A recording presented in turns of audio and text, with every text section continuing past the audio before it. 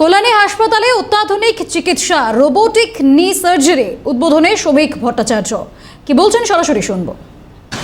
কলকাতার এত নিকটবর্তী একটি জায়গায় কল্যাণী, সেখানে প্রথম নি রিপ্লেসমেন্টের জন্য রোবোটিক সার্জারি হচ্ছে।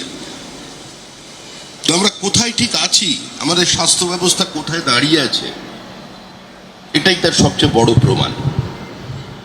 এই সংস্থা এই উদ্যোগ নিয়েছেন এবং ঘোষণা করেছেন তারা 60% কাট অফ করে ওই রেটে এই অঞ্চলের মানুষকে পরিষেবা দেবেন।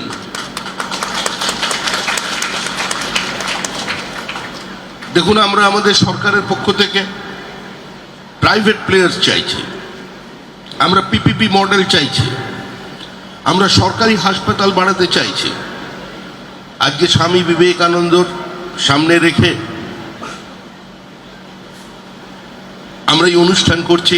সেই বিবেকানন্দ বলেছিলেন, in this society everyone ought to have the same opportunity for obtaining wealth, education and knowledge. তো সমাজের সর্বস্তরে এটাকে যদি সর্বস্পর্শী করে দেওয়া যায়, তাহলেই সামগ্রিক উত্থান সম্ভব।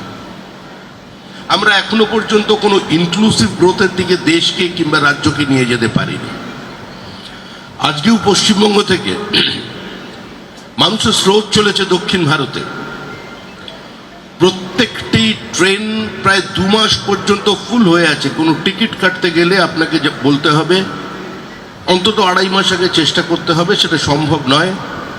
একটা চরম করুণ পরিণতির দিকে আমাদের রাজ্যের আস্থা পৌঁছে যাচ্ছে, এক্সপার্টাইজ নয়। এখানে চিকিৎসক আছে, এখানে আধুনিক পরিষেবাও আছে, কিন্তু দুর্ভাগ্যের বিষয় স্বাস্থ্য ব্যবস্থার উপরে মানুষ আস্থা রাখতে পারছেন না। আমি কর্তৃপক্ষের কাছে অনুরোধ করব, আপনারা মেডিকেল কলেজ চালাচ্ছেন, বিভিন্ন জায়গায় প্রশ্ন উঠছে যে পঠন পাঠনের মান নিয়ে।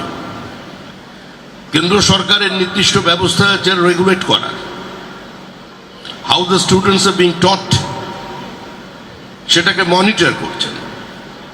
কিন্তু তার বাইরেও একটা আত্মবিশ্বাস এবং কমিটমেন্টের প্রয়োজন আছে।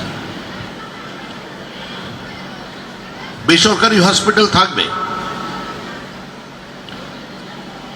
যত অর্থনীতি এগোবে তত অর্গানাইজ সেক্টরে যেরকম চাকরি কমবে, সরকারি চাকরি বা সরকারি পরিষেবা কমবে।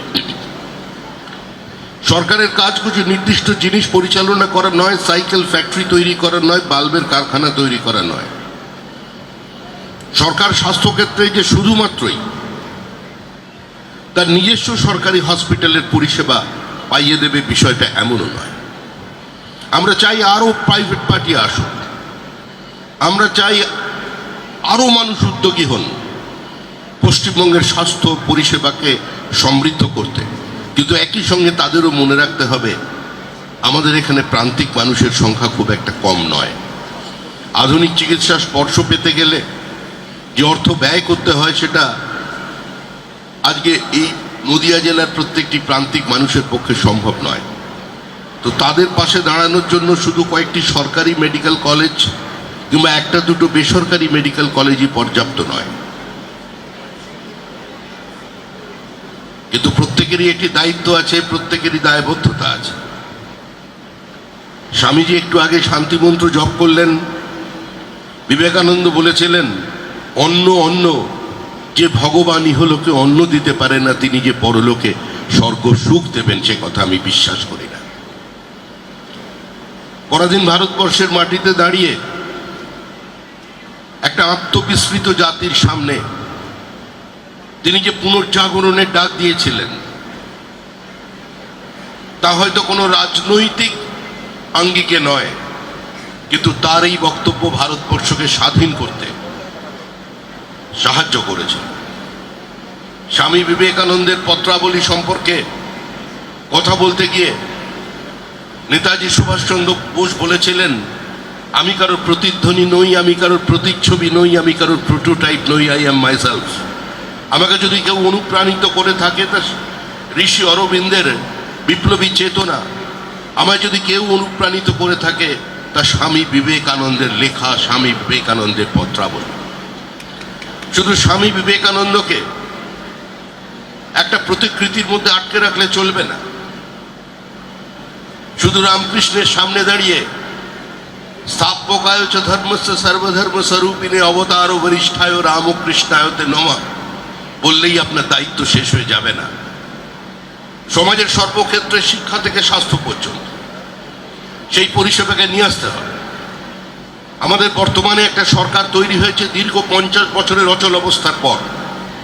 অতীতে যে সরকার আপনারা দেখেছেন সেগুলো ছিল দলীয় সরকার। আমি একটা দলের প্রতিনিধিত্ব করছি, আমার দলের সরকার তৈরি হয়েছে, কিন্তু সরকার গঠন হওয়ার পরে সরকারের কাজকর্মের দায়িত্ব সরকারের। যারা বিধায়ক হয়েছেন তাদেরও নির্দিষ্ট সীমাবদ্ধতা আছে, তারাও দলের নির্দিষ্ট বেঁধে দেওয়া কাজের মধ্যে আবর্ত থাকবেন। তারা সমস্ত মানুষকে যেরকম পরিষেবা দেবেন, স্থানীয় প্রশাসনের সঙ্গে জনগণের যেভাবে যোগসূত্র স্থাপন করবেন, এ ধরনের ইনস্টিটিউশনের সঙ্গে দৈনন্দিন যোগাযোগ, তাদের সুবিধা অসুবিধা দেখা, তাদের বিরুদ্ধে যদি কোনো জায়গায় ক্ষোভ পুঞ্জীভূত হতে থাকে সেটাকে প্রশমিত করবার জন্য আজকে এখানে যারা অধিকারী আছেন তাদের সঙ্গে প্রতিনিয়ত যোগাযোগ রাখা, এটা যেমন তাদের দায়িত্ব। কিন্তু সর্বোপরি আমাদের যিনি স্বাস্থ্যমন্ত্রী আছেন, একজন প্রথিতযশা অঙ্কোলজিস্ট ডক্টর শারদ মুখোপাধ্যায়, তিনি অক্লান্ত পরিশ্রম করে চলেছেন অবস্থা ফেরানোর জন্য। যদি আমি আবার বলছি, শুধু সরকারি অবস্থার হাল ফেলালে চলবে না, আমাদের আরো প্রাইভেট এন্টারপ্রিনারশিপ চাই। সাম্প্রতিক কয়েকদিন আগে আমার কাছে ইউরোপের কিছু প্রতিষ্ঠিত বাঙালি ডাক্তাররা এসেছিলেন। তারা কলকাতায় একটি আধুনিক এআই ড্রিভেন হসপিটাল তৈরি করতে চান। তাদের মধ্যে কয়েকজন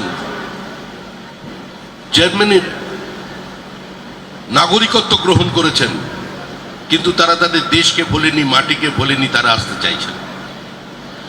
বলছেন আমাদের কোনো আর্থিক সাহায্যের প্রয়োজন নেই, আমাদের ট্যাক্স হলিডের প্রয়োজন নেই, আমাদের কোনো ইনসেন্টিভ লাগবে না, শুধু একটি জায়গার ব্যবস্থা করে দিন, আমরা কিনে নেব, আমরা বাংলার জন্য কিছু করতে চাই।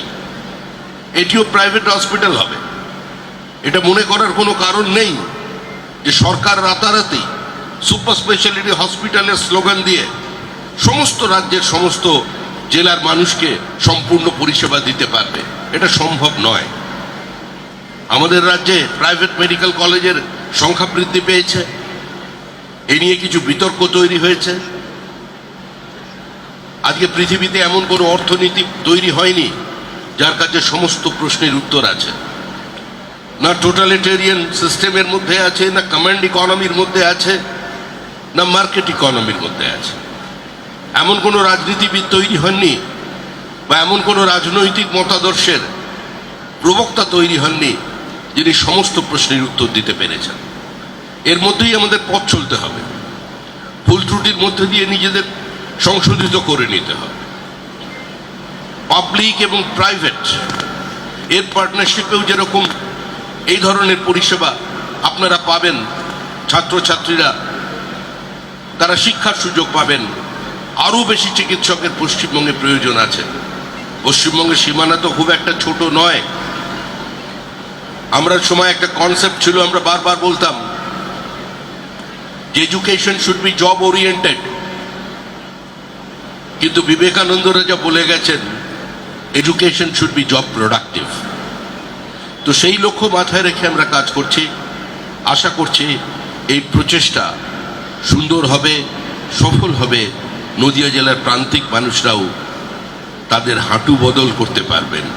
একটা সময় হাঁটু বদল নিয়ে বহু ব্যঙ্গচিত্র তৈরি হয়েছিল। অটল বিহারী বাজপেয়ী তার নি রিপ্লেসমেন্ট করিয়েছিলেন, সারা দেশ জুড়ে কার্টুন তৈরি হয়েছিল। কিন্তু আজকে এটা অত্যন্ত স্বাভাবিক ব্যাপার। আমি চিকিৎসক নই, বাট এই groomed in a doctors family. আমি শুধু আপনাদের কাছে পার্টির বহু পেশেন্ট দেখে দেখে অভ্যাস আছে, যারা ছাত্রছাত্রী আছেন, যারা এখানে